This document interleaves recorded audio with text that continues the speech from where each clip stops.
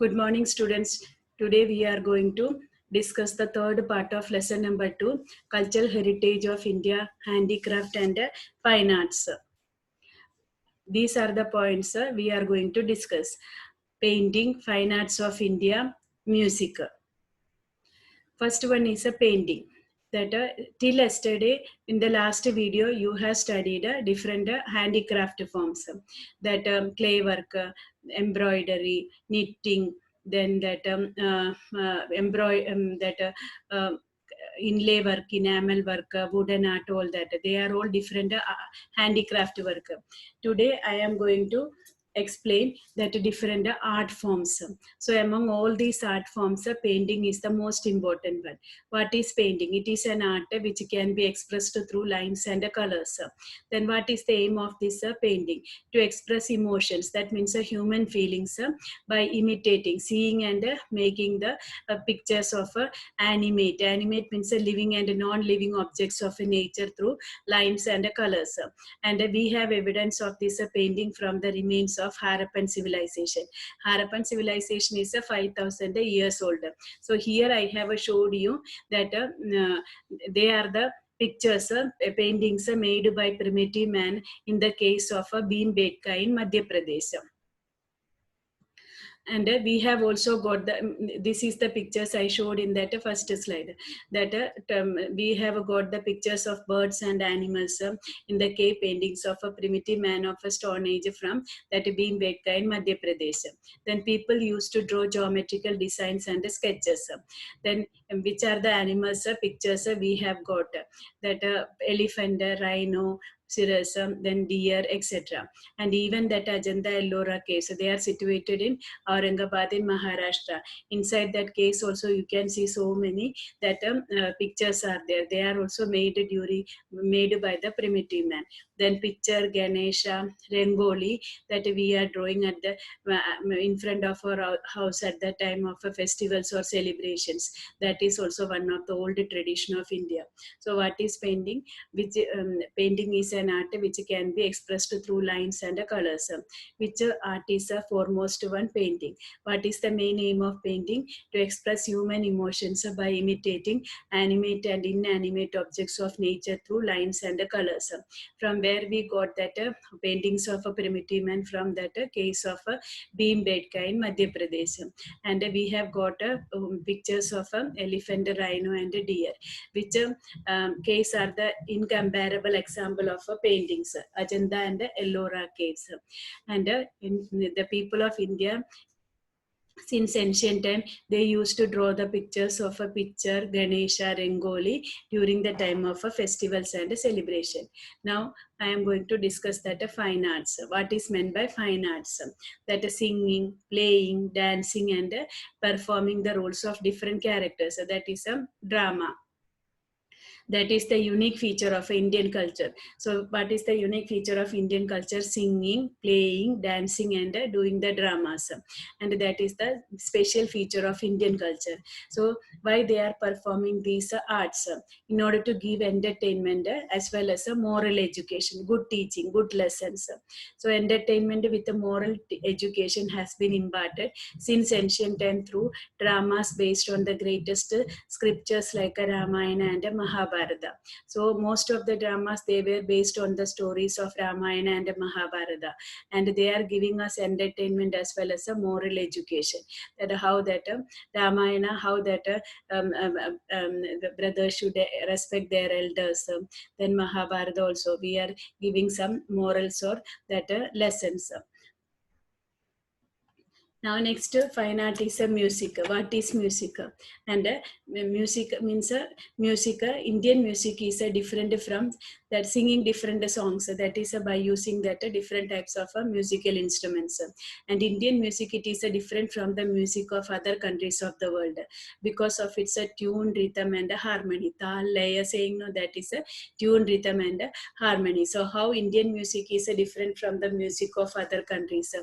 But from the point of view of that tune, rhythm and harmony. So which is considered to be that Gangotri of music, Samaveda, because Samaveda Samaveda, it contains the origin and the development of when that music originated, how it developed, that is all explained in that Samaveda. That is why Samaveda is considered as the Gangotri of music. And Samaveda, it is one of the 4 Vedas. And that is the Gangotri of music. Why it is called a Gangotri of music? Because the origin and the development of music is explained in Samveda. Then music involves both the singing and the playing. That means a person can sing the song and he can he can play different musical instruments, and that is that singing and playing. Then which are the 7 vowels of music? The music, that is a sa, re, ga, ma, pa, da, ni. Which are the 7 vowels of music? Sa, re, ga, ma, pa, da, ni.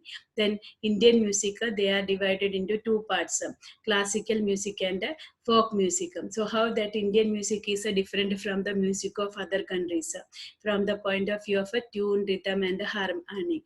Which book is considered to be the Gangotri of music? Samaveda.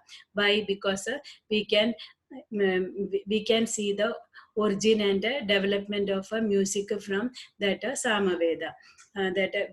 Music involves which are the 2 things, singing and playing. Which are the 7 vowels of music? Sa, re, ga, ma, pa, da, ni. Then Indian music is classified into how many? 2. Which are the classical music and folk music. Then there are 5 ragas in classical music. They are Sri, Deepak, Hindol, Megh and Bhairavi. So which are the 5 ragas in Indian music? That are classical music, Sri, Deepak, Hindol, Megh and Bhairavi. Then it is believed that all these 5 ragas, they came from the Panjamukh of Lord Shiva. Panjamukh means 5 faces of Lord Shiva. And so many text books were written on that music. But we have to study that 3 books in this lesson, that is Sangeeta Makranta, Sangeeta Ratnakar and Sangeeta Parichitta. So how Indian music is different from the music of other countries from the point of view of a tune, rhythm and harmony. That how many ragas are there in classical music? 5 ragas are there. Which are they? Sri, Deepak, Hindol, Megh and Bhairavi. Indian music is classified into how many? 2. Which are they? Classical music and folk music. Which book is considered to be the Gangotri of music? Samaveda. Why? Because it describes the origin and development of Indian music. Then who is considered to be the that means that 5 ragas, they originated from which god? From the Panjamukh god of Lord Shiva. How means in ancient times, how many books were written? They were based on music, 3 books, Sangeeta Makranta, Sangeeta Ratnakar and Sangeeta Parichitta. Then first book is Sangeeta Makranta, and Sangeeta Makranta, it was written by Narad. This is that book and author I have showed in the slide. So who had written that? Sangeeta Makranta, Narad. Below given that is a Sangeeta Makranta, that book. And when it was written, 900 BC. And how many Venas are described in Sangeeta Makranta? 19 Venas. And how many rhythm are explained? That 101 rhythm. Now also some of the rhythms they are using. So who has written the book? Who had written the book Sangeeta Makranta?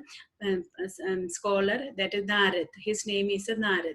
And when it was written, that is 900 BC. How many Venas and how many rhythm are explained in that book? 19 Venas and 101 rhythm. Then second book is Sangeeta Ratnakar. That also, this is that book I have showed in that slide, and name of and that author also I have showed. That who has written this Sangeeta Ratnakar. It was written by that Pandita Sarangadeva. He lived in Daulatabad, that is, it is in Maharashtra. So he was familiar with the South and North Indian music. So Maharashtra is in between that, between other state, North Indian state and South Indian state. So he was familiar with the North and South Indian music. And Pandit Vishnu Narayan Bhatkande, he considers that this book is is the most authentic book on music. Authentic means a genuine book. So who considered that it is the authentic or genuine book? Not genuine means that a natural book. That means a real book on music. Who considered that Sangeet Ratnakar is the most authentic book? Pandit Vishnu Narayan Bhatkande. And which book is unique in understanding all the aspects of music, different aspects of music.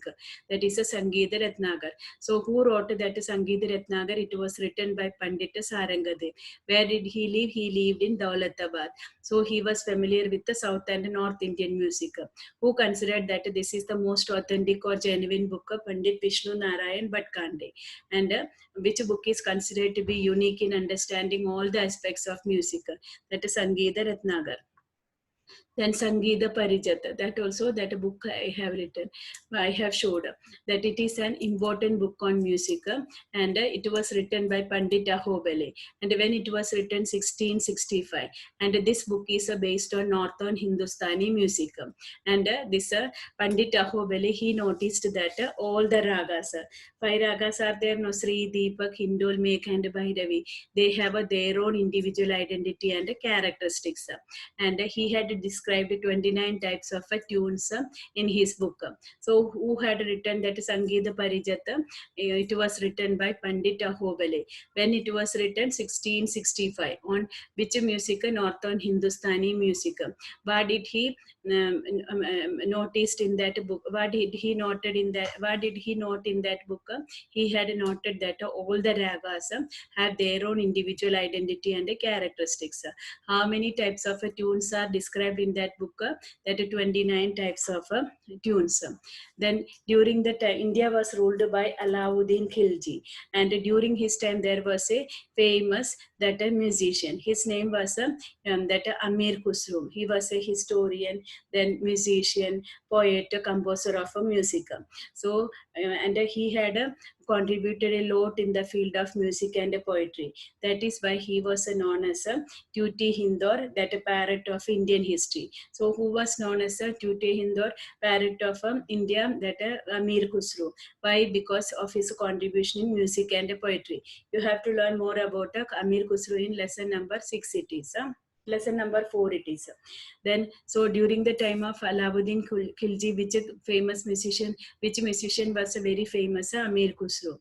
Why he was known as a Tuti Hindor, parrot of India? That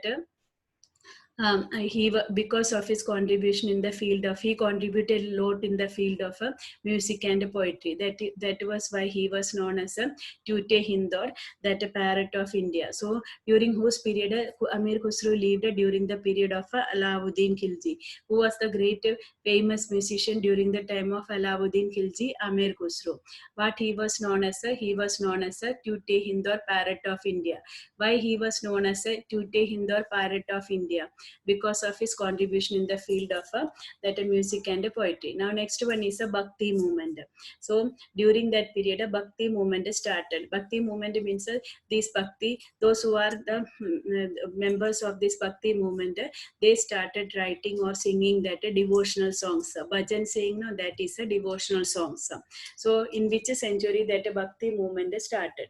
That Bhakti movement was started in 15th and 16th century, and they used to sing that they used to write and they used to sing that songs in praise of a god and goddesses. That is that Bhakti movement.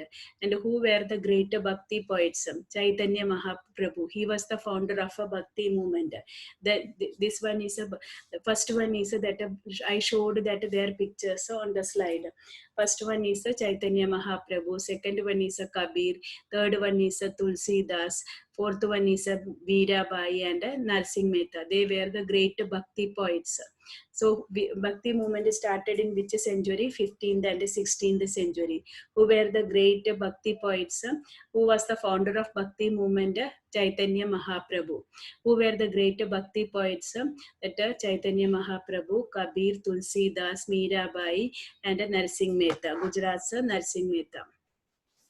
Then that who were the great Bhakti musicians? Musicians means one who is singing the music. singing the songs. So great Bhakti musicians were these Swami Haridasa, then Baiju Bavra, Tansen, and a duet girl Tana Riri. And they were considered as the rare jewels of music of 15th century. So Bhakti movement started in which century? 15th and 16th century. Who were the great Bhakti poets? Chaitanya Mahaprabhu, that Kabir, Tulsi Das, Narsingh Mehta, and Mirabai. Who were the great Bhakti musicians? Swami Haridas, Baiju Bavra, Tansen, and a duet girl Tana Riri. And they were the great rare jewels of 15th century.